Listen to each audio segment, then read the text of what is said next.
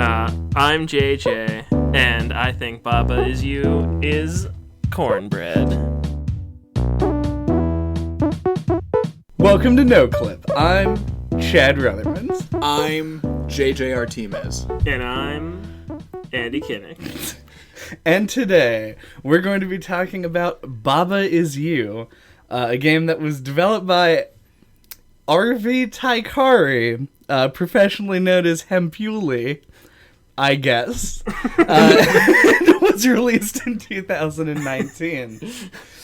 Many apologies. Yeah, we had a debate about the pronunciation a little bit. There wasn't much of a debate. Everyone just said, I don't know.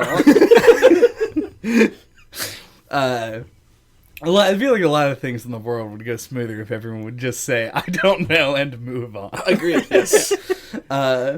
Anyway, though, Baba Is You is a puzzle game. And in it, you play as anything and do whatever you want. Is that a good way of describing it? Yeah. No. I actually think this game had a really great trailer, at least the one that I saw on the eShop. And it starts out, just shows the screen, and it has Baba, which I think of as a sheep. Really? Yeah, because, I mean, like, never mind. It's a rabbit. It's Jesus. gotta be a rabbit. You whore, come But on. Baba is like the onomatopoeia for like what sheep say, like the sound that sheep make. Yes, I get that connection. I don't know. He looks like a sheep to me. Whatever. It doesn't matter.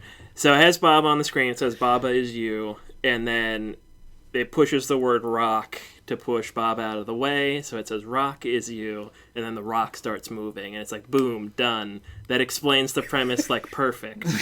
It's a puzzle game where the rules of it are actually visible on the screen, and you manipulate them to solve the puzzle and to beat the level. Right.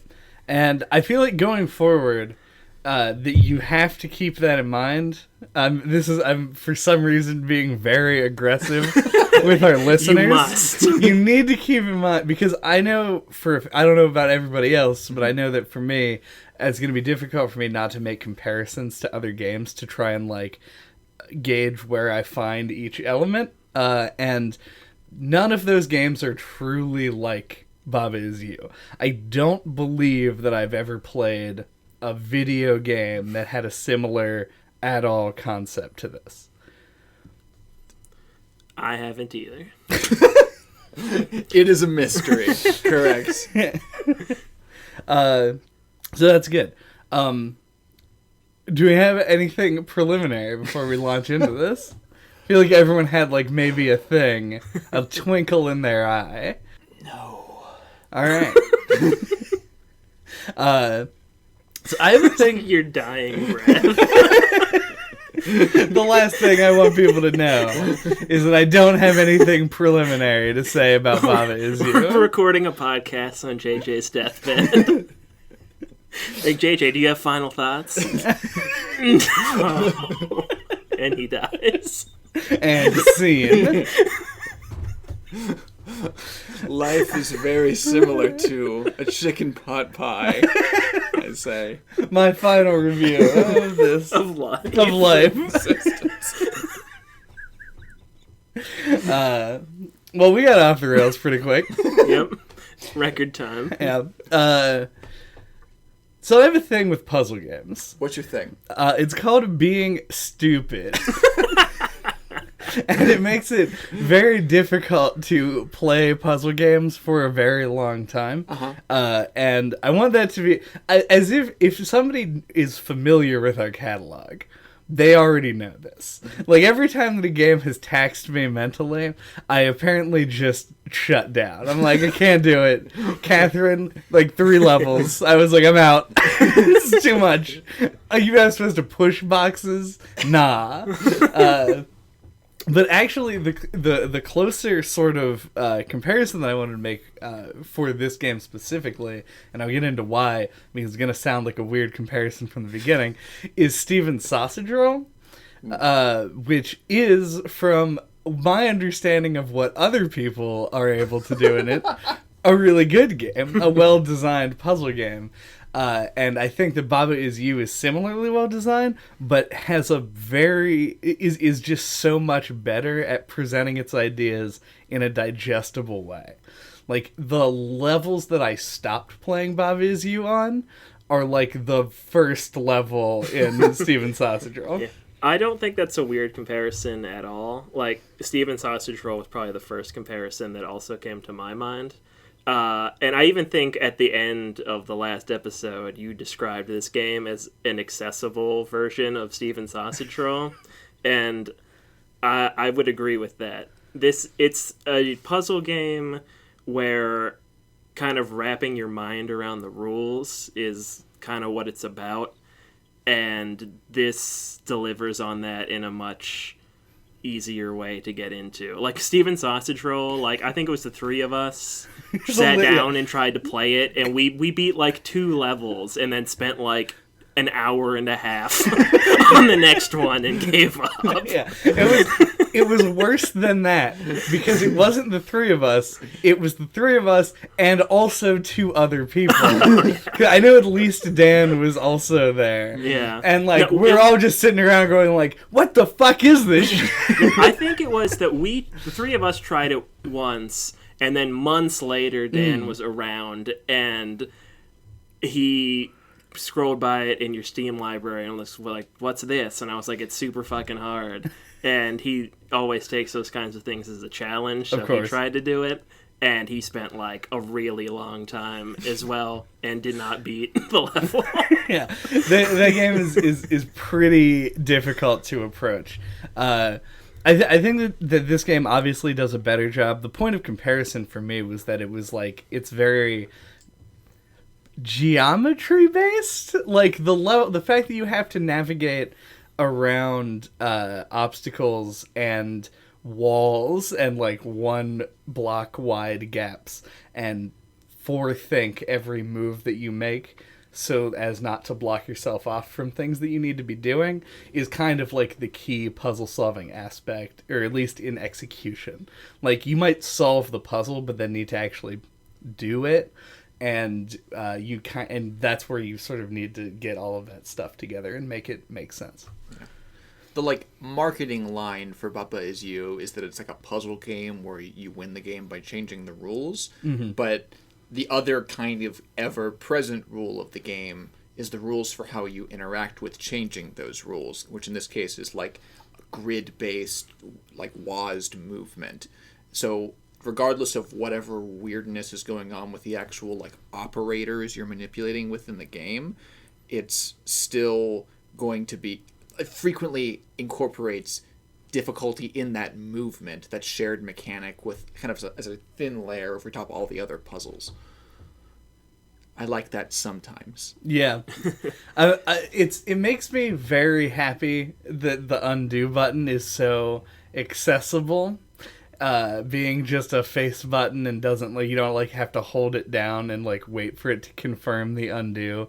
It just like starts rewinding instantly, because I probably pressed it more than I pressed the actual directional buttons in the game. Like, it's very integral to my ability to play. How far did both of you get in Baba Is You? I played into, but did not finish the 8th world before I stopped meaningfully being able to make progress. And I thought that up until that point, the first couple of levels in each world were always like just accessible enough that you're able to sort of like grasp the new things. Once I got into that, it was just the complexity scaled out of control, and I like couldn't even begin. Yeah, you thought you were dumb. I only got to World 5. I thought when I got to World 4, the difficulty spiked like way hard for me, and it never really smoothed back out.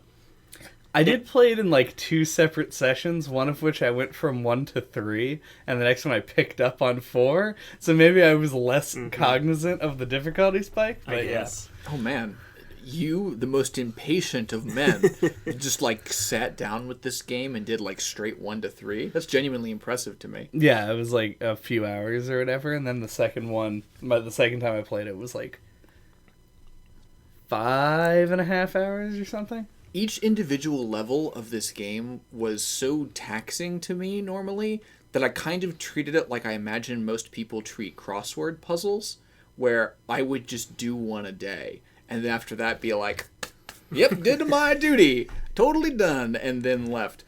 So I didn't beat the entire thing either. I kind of didn't want to, because it was like painful, but it was painful in a good way. It was painful like working out. Yeah, it's the kind of thing that like gives you a headache. Yeah. You're like, oh man, I should really take a break from this and go back to reality where the rules usually don't change. Yeah, see, for me, I felt like it added too many new elements too often, and it was really hard for me to like continue internalizing the rules. It was like, how is hot different from melt, and how does this interact with that?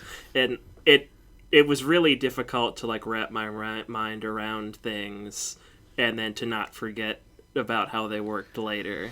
They continue to add new mechanics so frequently throughout the remaining portion of the game that like in the last portion of it that I actually finished, which was the garden or whatever, I forget, it's like level 7, they introduce on, which seems like it would be really easy to interpret, but like there was a level in which the solution was rock on belt is shift, but I had done belt, or no, that's what I put in, because logically it made sense to me as if the rock is on the belt, then the belt moves. But the actual solution was belt on rock is shift, which right now makes no sense to me at all. Yeah, there were times when, like, because World 4 was real hard for me, so I, like, looked up the solution to, like, 2 or 3 different puzzles in that one, and because I just was like, I don't understand how this works, like, I need to see how it works. If I want to, like, keep making progress in this, I need to, like, really figure it out, right? And that's like what I did with Catherine. Like, I hit a wall in Catherine, and then like I watched someone play a level, and I'm like, oh, and then it clicked, and I was able to play more myself. But I did that with this, and I like watched it, and I'm like, I don't understand what's happening. And like I feel like that's a problem when like the rules interacting with each other gets so complex that even as somebody who'd been playing the game and understands how it works, watches someone solve it, and like doesn't understand what's going on. There's so one, I kind of agree, kind of disagree. I think that your main point that they add too many things too quickly is, and they never stop. Yeah, and it never ends. Yeah, is definitely valid. I think that the increasing complexity brings it from a Baba Is You to a Steven Sausage Roll by the end of the game, to the point where like there was some like I spawned into a room at one point, looked at it, and was like, I don't even know where to begin. I don't even know what I can interact with, because there's just like rules written all around the room. And that feels like it goes too far, but I also can see how the conceit of this game makes it would be almost impossible to understand from watching someone else play it what it was that you were doing. Watching somebody play levels 1 and 4, sure, but watching somebody play a level like deeper into the game, level like 50 something, you're just gonna be like, I don't know what mercurial chemistry you're fucking working with right now, but I don't get what's going on. Yeah. Generally speaking, the kind of experiences that you want to have when you play any sort of puzzle game is to have a very known, very obvious set of interactions that you're capable of executing on the system that are never in question and that are always obvious, and then you start trying to like plan, think, or test out how those things, what would happen if they interacted with each other. But eventually gets to the point in Baba Is You where that's either not feasible for the average person to do, or it just becomes so taxing that it can kind of not scare you off from the game entirely, but definitely short term. Like it's very tiring, and I much preferred the, not shorter in terms of time, though probably that too, But just the rooms with a smaller number of moving parts, I almost always enjoyed more. Even if those rooms were harder overall because of like obscure interactions or unexpected ways that different pieces fit together, like I just didn't want to have to juggle that many moving pieces at the same time. It made the possibility space frequently so wide that it would kind of get frustrating. That's a little bit more negative than my actual opinion on the core mechanics. I do like this game a good bit. My primary stickling point really is actually, as I kind of alluded to before, the way that the movement interacts with it. And Baba Is You is not unique in this respect. It is one of many games that incorporates these kind of like, open quotes, turn-based, movement-based puzzles, where like the way that you move and navigate through the space in concert with other things going on in the space, like a turn-based platformer, right? In the weirdest of ways, which when I say that makes me understand why maybe it's approaching the platformer state, and my brain, like my hindbrain, is sensing that and is like, oh no, platformers, and I become more hesitant about it. But yeah, like there was a very early level it was one of the first that had me stuck for a very long time. That sort of stuck with me in a negative way, where there's like 2 separate channels with some skulls that'll kill you and block you off. And the robot. Yeah, and you have to. It's when they first really introduced automated movement that you can manipulate in other creatures, and the solution involved you going into the hallway like 2 spaces off center from the robot or something. Those are the kind of challenges that I very much disliked in this game because they weren't about the actual unique aspects of it, the rule manipulation, which I thought was dope. Because the possibility space on that becomes so wide, and that's probably why they couldn't resist adding all these like literal English operators like and or whatever into the game. I have a couple of things I want to go into because one of those things I really, really like and the other one that I really don't. The timing based puzzles, the more that your reaction time and like actual quick, precise movement, which I guess doesn't necessarily have to be quick, but it does have to be precise. Yeah. Those puzzles I thought were largely garbage. You're so hesitant with negativity now. We've beaten you down so much. It's because I don't actually think that they're like inherently bad. I just think that there's a flaw in the like game systems that makes it more difficult to execute on than it is to solve, which is like, for me, is the golden rule for puzzle games. Oh, I fucking love that phrasing so much. Yeah. Oh, Jesus. The robot one is particularly bad because the screen, like the actual game screen that the puzzle is presented to you on, is like a headache-inducing visual nightmare. In addition to the fact that like there's this timing-based thing where every time you restart the puzzle, you have to like do this stupid lap to go stop the robot before he runs and pushes the thing that you need out of the way. That's not even a thing. Like, he kills you if you don't get to him fast enough. I remember this now. They do improve upon this. Later, there's one that I actually kind of like, where you have Kiki, the sub main character of the game, who once they introduce these operators that force like the individual that it's. This is what Baba Is You is. Once they introduce the operators that allow the individual, because you can't be more specific than that, because you could be talking about like a wall or a rock or a Baba, right, or a fucking nebulous concept. Like, it doesn't matter. So when they introduce the adjectives that act on the player, player's not even a good word because that's more like you. So actor, operator, adjective.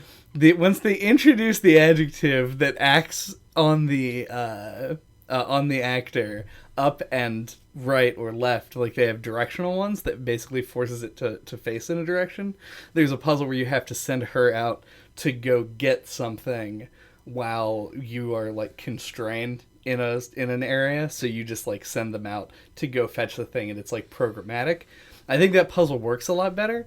I also think that puzzle's intolerable, though, because it takes so fucking long. It just, like, having to move everything around. Yeah. Those were definitely my least favorite kinds of puzzles as well. There was one where you had to get I think it was Kiki or one of those things, to like pull Baba, like to a spot to get a word and bring it back. And you had to have her pull Baba because when Baba moved, the flag moved, and it would go into like something that would make it explode or whatever. Yeah, it was. Yeah, and there was a skull. Yeah, like a skull, and it was just like working out like how that was supposed to be done was just like intensely frustrating. Because like I could get it to work sometimes, and then it would break off, and I didn't know why, and it was just like. To a certain like extent, you just wanna, that's kind of inevitable given the kind of game that they've created here, because quickly, and you can see very obvious evidence of this when they start incorporating the roped off, is what I'm going to call it, the rules that you can't interact with. Yeah. The roped off rules that are like Kiki is Kiki, so that you can't actually change the state of objects. The designers have to work really hard within the crazy mechanics they created to rope off like easier solutions than they want to intend for the puzzles, and sometimes they do that through rules, but other times they do that through game geometry. So that frequently means that the way that the actual space you're playing in has been designed really, really specifically to stop alternative win conditions. So frequently I would start on one of those win conditions and then only realize later that like the specific shape of this area was designed to prevent that. And that ended up being a pain point. And just even moving out more generally from specific cases like that, a lot of the areas are very constraining because they have to be constraining to keep you from being able to do alternative solutions physically. So you more often than probably other games like this run into circumstances where you can't move as freely as you'd want to. Yeah, it makes you think like this game must have been a nightmare to design, because there's probably like tons of alternate solutions to all the puzzles that they had to take into consideration and like stop you from doing, so that you couldn't just beat it like with no effort by doing like, you know, whatever. Yeah, I mean, and this game was principally designed by one dude, one individual, which makes it all the more impressive that like there's so few like seemingly like breaking the whole game scenarios that I was able to run into. Like, I think that I may have found like one unintended route through a level, but even that like is something that was so simplistic that it was probably just also intended. Like, just like, this has two, why not? And I also have to commend them for allowing you to do my favorite thing, which is just like accidentally make something crazy wacky fun. There are levels later in the game that actually like enforce this and make you do it, that I really enjoyed. There's one that's called Baba's RU in the space level, where everything that doesn't have a like a piece of scenery in it, so just like a blank space, just is another Baba. And so when you move, it just generates more of them. As you move off of it, it just creates them. So you have this never-ending like mountain of player characters coming out. And it's incredible. Like, it's really amusing to watch. It was a fun puzzle to solve. And like, I love that kind of stuff. The issue that we run into, though, is just like those really specifically designed ones where it feels like they're lopping elements of the game off just to like make sure that you don't have too much fun. And there's like hundreds of levels in this game. Yeah. Like, just leave some of them broken. Like, I think that would encourage more like creativity and more like open thinking from the player. Yeah, I feel like they want to like kind of tutorialize the way certain things work. So they want you to like solve it with a specific solution, so you know that solution, so that you can like use it later. Probably. No, that's probably true. It's like the what were they called? Like the techniques in Catherine, where it was like, the Inazuma technique. Exactly, yeah. Like, you have to learn those in order like to know what to do when you run into those things again. But Bob is very stringent about what things it uses multiple times. Yeah. Yeah. I watched some of the later levels because I'm a baby that quit the game at level 5. And one of my favorite things that they introduce is the word not, and they make it not Baba is you, and then you control everything else in the level. Like that's such a cool idea. Yeah. No, that's the one thing. The more operators they add, like the middle words, the more interesting the like what you can potentially do becomes. And like I'm going to continue using very tangential comparisons here, but the game overall kept reminding me of Scribblenauts, which was a game that was like it was a DS game originally. You could like type in words and then those things would appear as objects in the game and use those to solve puzzles. And in Super Scribblenauts, the sequel, they added like adjectives to it, and that's how I felt every time. I was like, oh shit, like now that I have and, like the first big one they introduced, you're like, oh, and like think of all the shit I can do with this. Like your mind just goes crazy thinking about like, oh, that in that previous level, Baba is me, and also Baba is this other thing, and I had to do a weird like cross in order to make that work. But now I can just make this long string of shit, and then you get like the crossword thing where things are dropping down and crossing over top of it, and you end up with this like disaster of like a weird sentence diagram. But like you sit there and you look at it, you're like, this is a work of art. Like I'm a poet in Baba Is You. I made this whole thing work. One Scrabble is what I started referring to those things as. Exactly. Yeah. Oh wait, I lost it. Never mind. I'm sorry. That's fine. It's fun. As somebody who like really likes words and really likes Speech. Poetry, apparently. If you like speech a lot, this probably isn't the game for you. I think it's like the visual representation is what sets it apart.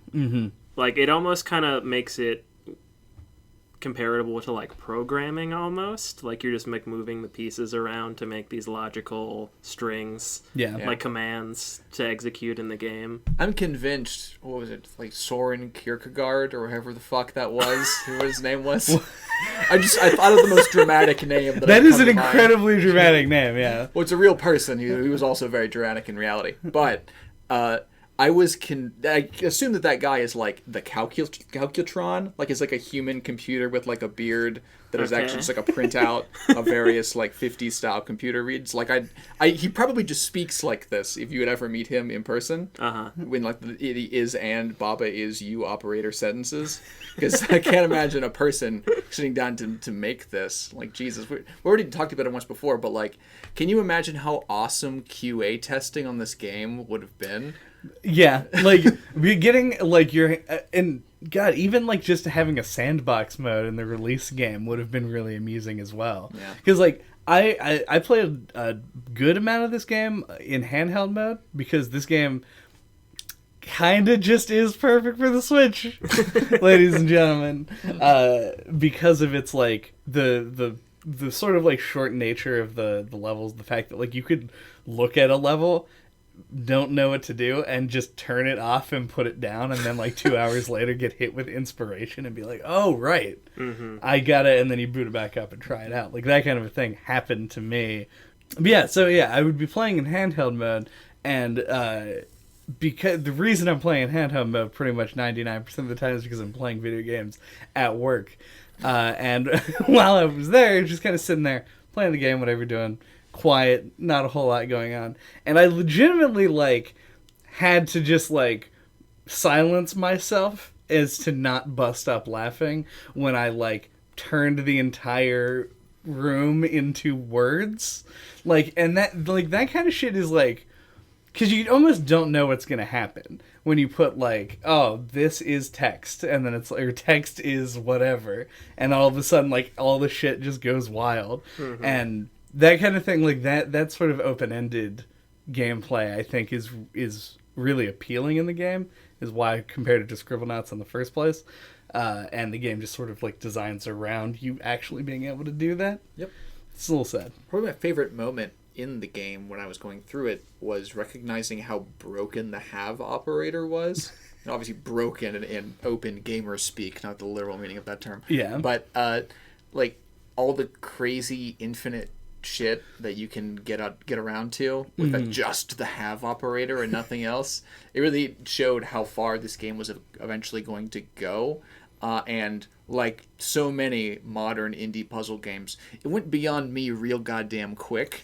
It left me in the dust into its weird indie programming space full of smart language people.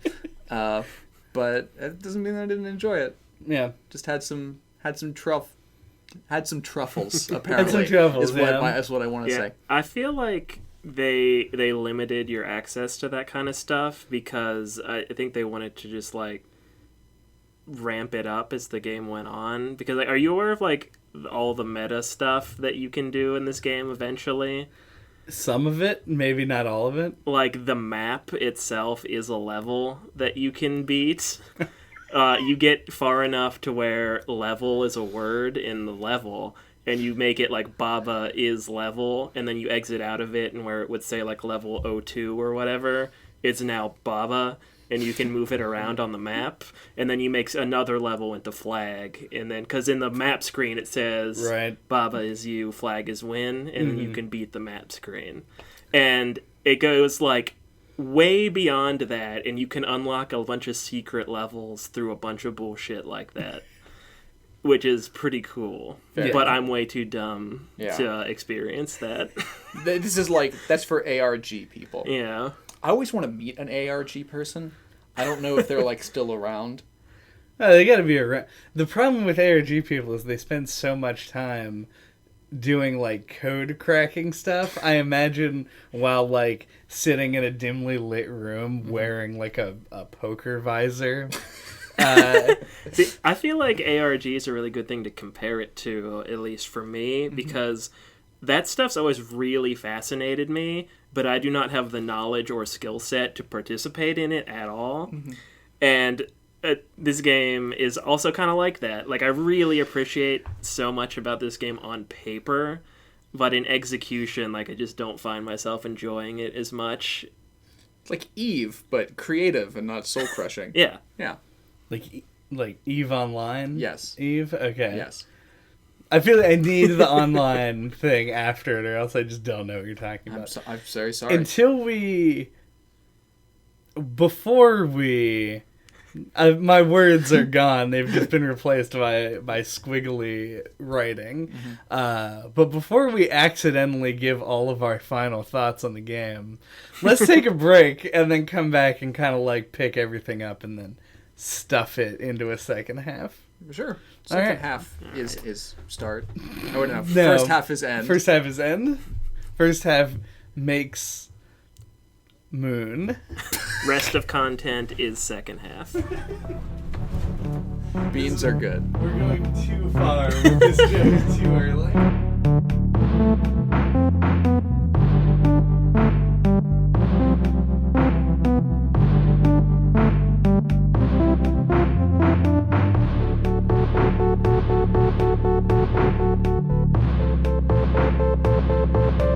Welcome back to the podcast. I guess I kind of want to go into asking, like, were there standout levels for you guys that you thought executed on the idea really well? Or something maybe that you thought was just, like, so unrationally hard that irrationally hard? I know words. No. Wow. I think my brain had reformatted itself so many times into like the Baba is you specific proprietary brain format that memory was just gone. Like there was no encoded long-term memory at any point in Baba is you. I lived every moment in the moment and then deleted all of that unnecessary space to give me even the slightest hope of like continuing without any sort of hesitation in the Baba or frustration in Baba is you. And ultimately failed, but for me, there isn't like a specific standout level, but there are a lot of like moments I thought early on where you had those like good epiphany moments where like the first one where you're able to like push the line of lava out of the way, or like where you break down those walls, not literally because that's a thing you can do in the game, Right. but like just like discovering like all the different things you can do. Like the first handful of levels are the things that I remember the most. Yeah. I honestly kind of agree with both of you on this. Like, I think for me the most memorable moments in the game come from the first time that you're like given access to something that you would not have thought of. Like, they do a really good job, generally speaking, at presenting the level visually in a way where the rules at the outset make sense, and they subvert it enough times that I think it keeps it fresh when it happens. Like, there's one that I just played like near the end of my experience with the game where the solution really was just that the door wasn't like a stop point, like you could walk through the door, and like it had been so long since they'd pulled that trick that I was still like walking around in the room going like, oh, what do I do here, before I realized what the solution was. And for me, I think that like the biggest, like the first really big moment was in a level in which I was able to turn the walls into me and just move the whole level around. Like, that's just such a cool thing to do, to like just operate a whole section of level that's just fun and interesting. And then they kind of bring that to 11 later in the game as they add more and more stuff. And one of my favorite, like, this is just weird, I guess, because it's like not at all a thing that would ever come up in any other game. But one of my favorite words in this game is empty. Once you get empty, you're able to sort of like you manipulate space itself, which is wild. So like you turn yourself into empty and suddenly you're controlling all non-blank or all blank spaces on the map, which is confusing and hard to like figure out. And the level where you have to do it is called a horror story, and then it has a remix level that's called existential crisis. And it's just so appropriate, and I really like it. I like being able to use that to like, you can clear obstacles with it, or you can move the emptiness itself around to like manipulate other things that are way off in the distance. It's just a really cool idea. It's really sounded like you were describing some kind of metaphor for like Jeffrey Dahmer there. Someone who manipulates emptiness to change the things around them. I think the reason is that the level is called Existential Crisis because the first thing you have to do in the level is set the rule empty is you, which is like a horrible phrase. Mm-hmm. Yeah, I stopped short of getting to any like the really cool stuff like that. Like the point where I was in the game, I just kept resenting the new words more and more because they just kept making it harder, and I would be spending 40 minutes on a level and then just putting the Switch away and going to bed or something. Recharging. Yeah. No, and I think that's fair. I think, like, I feel like for people who are, like, puzzle game people, the PGPs out there, this game is probably, like, a godsend because it is so, like, it keeps things fresh repeatedly throughout a really long play experience if you choose to go through all of the, like, side content and stuff like that. And I appreciate that, like, on a level of, like, this isn't for me, but hey, maybe it is for somebody, because I feel like that person who did want that got it delivered in a huge way with this game. Yeah, literally huge, like 200 levels huge. Yeah, like massive. And I could never design a puzzle game because of the aforementioned stupidity, but also because like the complexity involved in making a level in Baba Is You seems just off the fucking chain. And I just don't know how one guy was able to process that. Like, how long do you think it took him to make this game? This game started as a game jam game. He made the first few levels of this It's credited in the when you start up the game. Oh yeah, the game jam that he made. Yeah. Then, yeah. Yeah. So like he he literally made this when he would normally be sleeping. Like stay up all night and then made Baba Is You while doing that. In the morning he probably just irradiates light like the sun. I don't know. I'm sure it was a much simpler version. The No, game it's just jam. the It's whole the game. whole game, yeah. I believe it.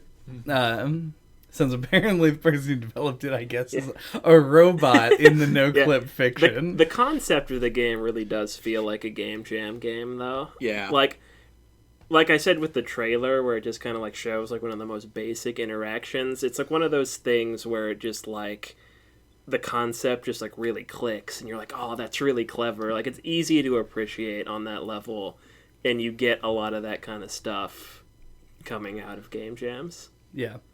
Yeah, and it's something that is immediately recognizable as like something like you understand the mechanics set as soon as you play through the first, like in this case like 25 seconds that it takes to like get the first level, and then it just ramps up in complexity. A lot of game jam games like to sort of like stick with the concept they created and then just sort of make the basic version of everything. And I feel like this is like they took that as a foundation and then built upon it like the Tower of Babel. Like it reaches into heaven itself until the game cannot even contain it anymore, and you play the game itself as a game. Fucking weird. Why are we all belchy? Like we drink water. It is confusing, yeah. While we're in a thing that's going to be edited out, is our podcast just going like do kids say off the chain still? Is that like Guess open what? question? Not being edited out anymore. I feel like Off the Chain is definitely like a late 90s, like 2000s kind of thing. Yeah, Off the Chain is so far off the radar at this point that nobody's saying that. No? I am not asking you to change, nor do I want you to change. I'm just saying, just that specific phrase just made me realize how much I don't know. The only You're thing having an existential crisis? No. The only thing I know is how much I don't know. And then the other thing that I know is that nobody says off the chain anymore. I don't know, I get off on that shit. I like saying that, and I like saying like rad.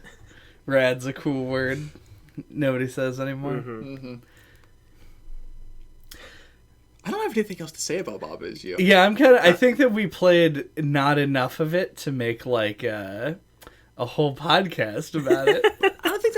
I think that's honestly okay. I think we have room for more succinctness in I the agree, podcast. Yeah, and it's supposed to be like a book club style thing, so it's not like people would expect us to be experts about it or anything. I'm sure they'll be really amused by how much we suck. Yeah. And tell them that we suck. Please tell us that we suck in the comments. Mm-hmm. I did want to ask what you guys thought of the visual style. Love it. Like the fact that it looks like it's all drawn on a chalkboard. Love it, love it, love it, love it. Like it, don't love it. I never even made the chalkboard connection. Yeah, it's... What I like about it is how everything moves creepily. Yeah. I want to idiot-proof myself here. Yes. And by idiot-proof myself, I mean potentially drag all of you down with me. This game didn't have, like, a message, right? I have no idea why, but you are reading my mind here. Like, as soon as we came back from the break, I don't know, I was just consumed with, like, what are the politics of Baba Is You? It felt like a funny question to even ask. Mm-hmm. Yeah. No, this game, obviously, every game has politics, blah, blah, but it doesn't care about its politics and isn't trying to do anything about it. No, this game has no message. Yeah. I was thinking about it the other day, and I was like, does this game have, like a narrative in any way that like I'm gonna stumble upon if I play through it enough, or like, but I think it has those meta elements, at least as far as I'm aware. That's kind of what it has in place of that. Like you just kind of keep finding out secrets about the game as you go. Yeah. So To loop this back around and then to jettison off, I'm basically doing like a tetherball that snaps kind of situation here. Slingshot around Mars or whatever. Yeah. That kind of thing. What I'm talking about here is the visual style. I do like as like conceptually. I think that all of the different things and the words and like everything's distinct. Like I didn't have an issue differentiating things when it was important. So I think functionally it's really good.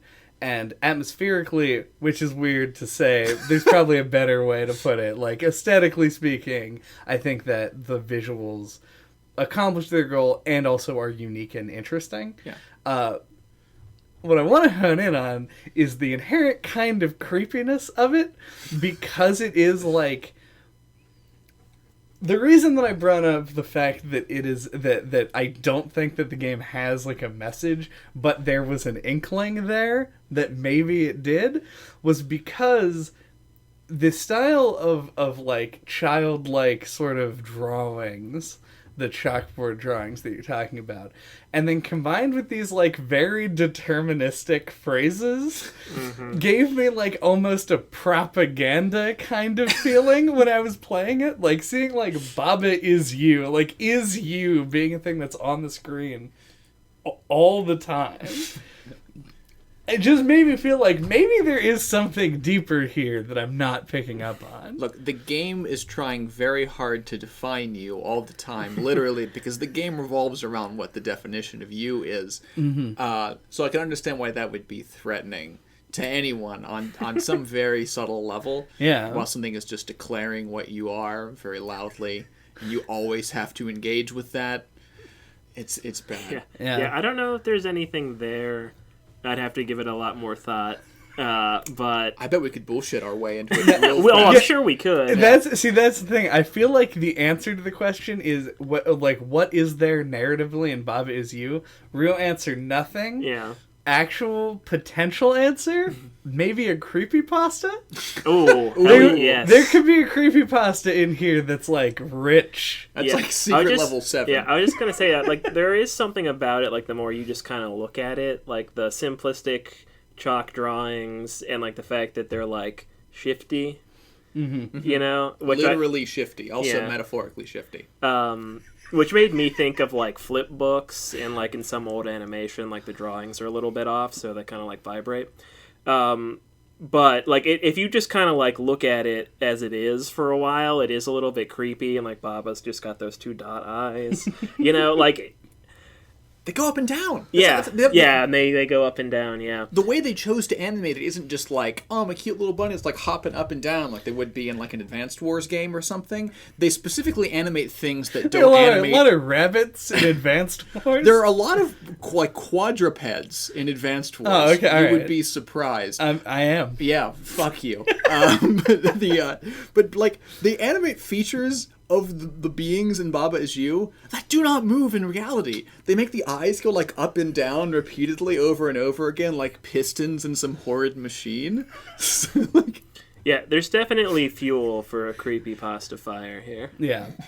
And also they juxtapose, because Baba being like essentially what is actually potentially the cutest animal on the planet, which is a like a bunny rabbit. Like there's nothing. Or a sheep. No. And then they juxtapose it against things like robots, animate statues, skulls, and rocket ships. The rocket ships maybe not inherently creepy. Maybe I have a complex. But space is kind of terrifying. Yeah, space like also, conceptually. Like, have you seen Toy Story? And there's the part where I strap myself to a rocket. Rockets explode.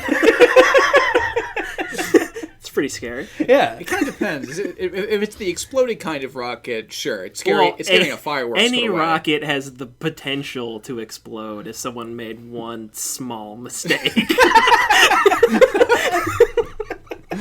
Okay, you're making it sound pretty scary now. Yeah. Confirmed rockets. Yeah, like, terrifying. One thing I could never be is an astronaut. Oh yeah, fuck. I would be like 100% certain I was gonna explode. That's not why I wouldn't want to be an astronaut. But I agree with the conclusion. Many other things could go wrong. If I had got to space, then there's like a bajillion other things I'd be terrified would happen. Yeah. But the rocket, the takeoff would be the scariest thing, I think. But anyway, that's a tangent. Spaceship speculation. This is Yeah. the space speculation corner. Anyway, yeah, it's creepy. But you know it wasn't creepy? How actually kind of dope the music was, though? Did anybody else not agree? I wouldn't describe it as dope. Not because it wasn't good, Right. but merely because when I describe something as having dopeness, I associate that with a kind of like pseudo-punky, at least bassy vibe. Like if something is dope, I would imagine it being involved in a club atmosphere to some extent. And the music is like too slow for that. Like it doesn't get you pumped in the way that dope things get me pumped. That actually tracks, I think. Yeah. I don't really remember it. That's also fair, I think. I played a lot of it, like the early parts of the game, without sound, which when I started playing it with sound, I realized was a mistake. Because some of the always songs, a mistake. It really is. Some of the songs are like really catchy, like in a weird way, like in a like 8-bit era style, but more droney. Yeah. Like a disaster piece kind of way, like the composers for Hyper Light Drifter. Like it's like it's like how I wish Hyper Light Drifter's music actually was. Ooh. Where there was like less droning and ambient, Yeah. a little bit more of a melody. Exactly. Put like a beat behind like anything in that game to give me like some driving sense. Otherwise it just sounds like fucking futuristic machinery whirring to life and then dying again over and over again. Come at me. Honestly, you say come at me. I like that music. Disagree with your final take. Agree with that description of the take. I guess the intended result. That's fair, yeah. I actually didn't mind it, honestly. Yeah, I found there were a handful of little themes in Hyper Light Drifter that I really liked, but overall I did find it to be kind of bland. I kind of found myself wanting more. I think if you... I think we talked about this on the Hyper We Light did. Drifter episode. You know what video games I like? Kingdom Hearts. If that's like a 40-60 take on Hyper Light Drifter, then if you just like flip that to a 60-40, that's me on Baba Is You. Where it's like, I felt like it more often than not did what I wanted it to, but then a good chunk of the time was like maybe a little bit too boring for how long you're listening to it. I remember it feeling like it complemented the gameplay pretty well. Yeah, and it complements this creepypasta fueled atmosphere. Agreed. The music knows you're going to be sitting on that map screen for a long long enough time, that yeah. it can play itself slowly. Yeah. You know, compare the like tempo of that to fucking Super Mario Brothers. Yeah, it's not. I love the idea that like intrusive. the composer for Baba Is You sat down and wrote like a fast-paced like 8-bit like platformer song, and they were like, "Oh man, this is gonna play." It's like I don't want to write any more, so let's just tone it down by like just 30% speed, and then they just played that. So you're saying if you like quadruple the speed of the music in Baba Is You, it'll just turn into Anamanaguchi just immediately? God damn it! You know. I do know. That I have to now do that and put it in the episode. So here it is.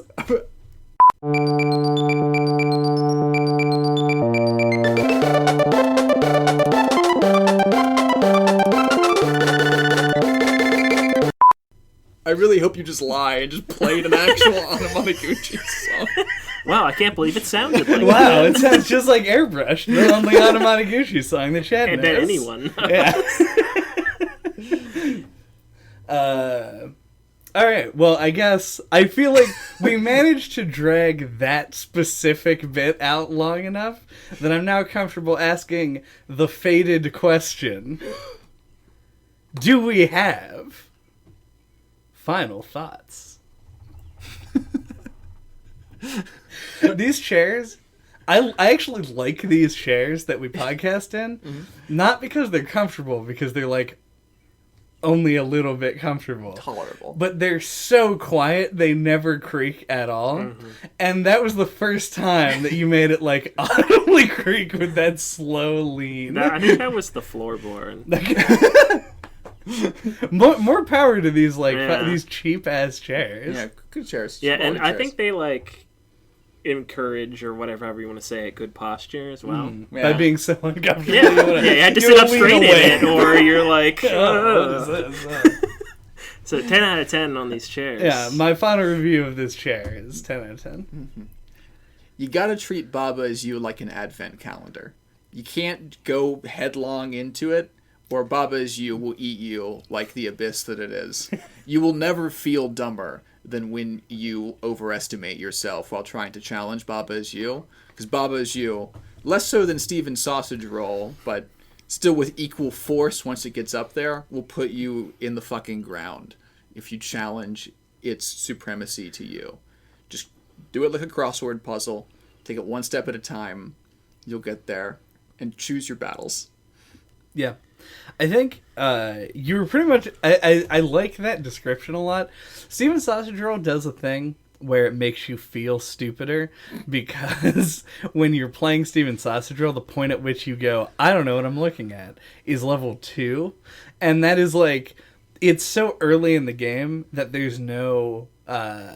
like, you as somebody who's played a video game before knows that level 2 is not supposed to be the hardest level in the game, and that once you get over it, it's suddenly going to become manageable. Same with The Witness. Like, The Witness also hits you with really difficult shit really early on, and then you just have to, like, you have to be like, this is what I'm in for.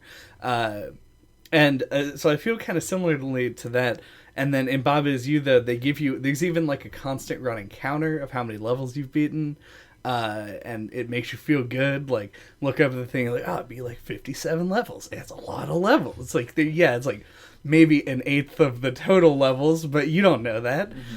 And then... But I don't... The one thing I don't agree with, and where my final thoughts are coming in, is that I really like this game as... a puzzle game that is accessible to people who don't typically play puzzle games, because it's cheap, it looks nice, and it's accessible in the beginning enough that you're going to get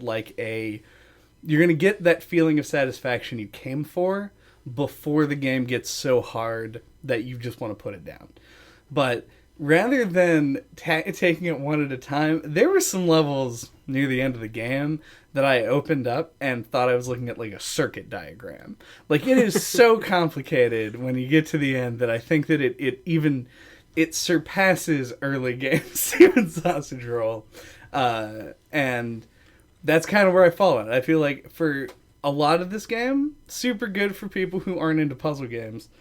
And then the rest of the game, super good for people who are into puzzle games. And I would be curious as to somebody who is a big puzzle game aficionado, what they thought about the early levels.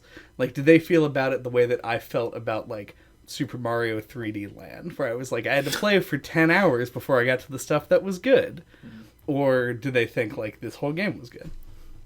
For me, I guess I typically am the kind of person that likes puzzle games, but I guess I'm a filthy puzzle game casual because this was definitely above my skill level. And as I said earlier, I feel like the biggest hurdle for me was how frequently they kept adding new stuff, and it was really hard to, like, internalize it all. And I really like the ideas. I like it on paper. I respect the game a lot, but it's just kind of not for me. It's kind of how I come down on it. In your defense, this is a really specific kind of puzzle game. True, that's the kind of people I'm talking about, not like people who like and are good at Tetris. Right. The overlap is Tetris nothing. Attack. Yeah. I'm all about that shit. We want the puzzle folk. We need their words. Yeah. Putting a call out to the puzzle folk. Indeed. And that call will say, thank you for listening to No Clip this week. What are we talking about next time? Next time, we're going to neutralize some threats. It's pizza tonight.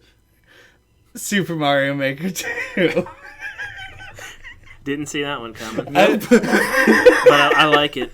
I don't know if... I feel like the fact that is like a deep cut reference to a late era Idle Thumbs joke, I might need to redo that. No, leave it. No, you're right. All right, okay. Yeah, we hate you.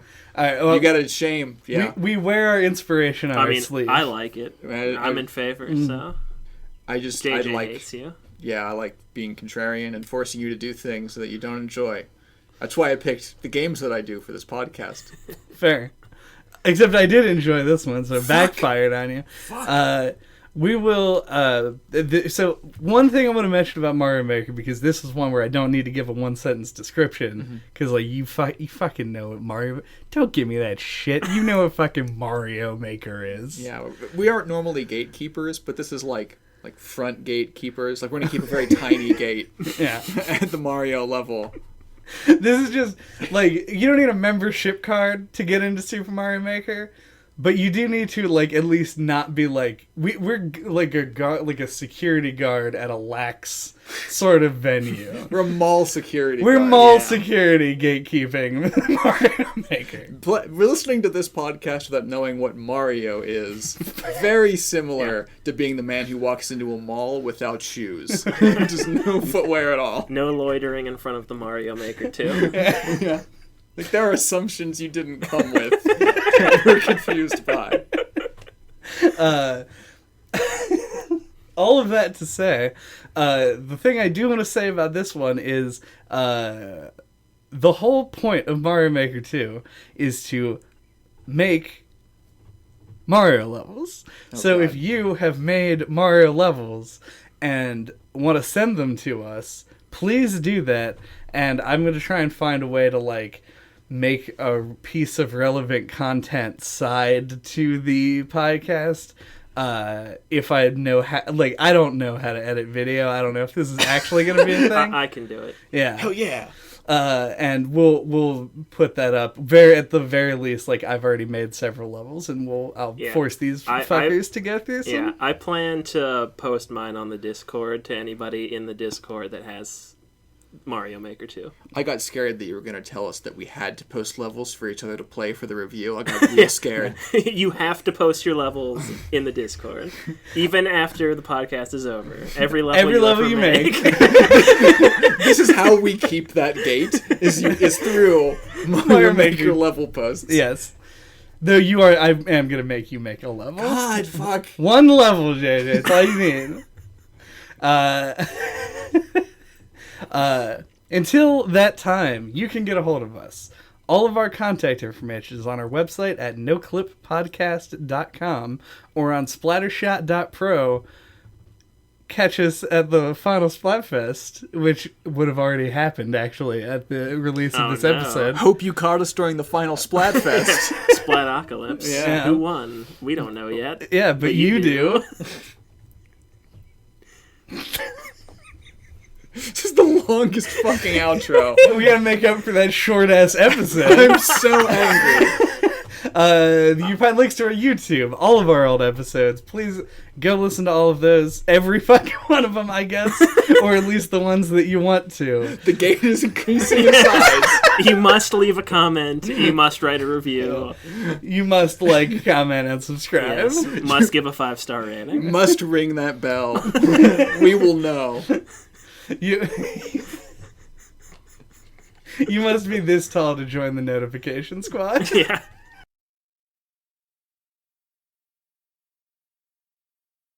Could we, like, get, not literal grappling hooks, but, like, actual big things of rope with large, like, iron fish hooks on the end of it? And like, put cold meats in here? Yeah, not just necessarily on the ceiling, but if it gets bad enough, like, around us, like some sort of burden, and hanging just right over, like, the two chest sides there. I got this albatross growing my neck. Yeah. It's literally an albatross, though.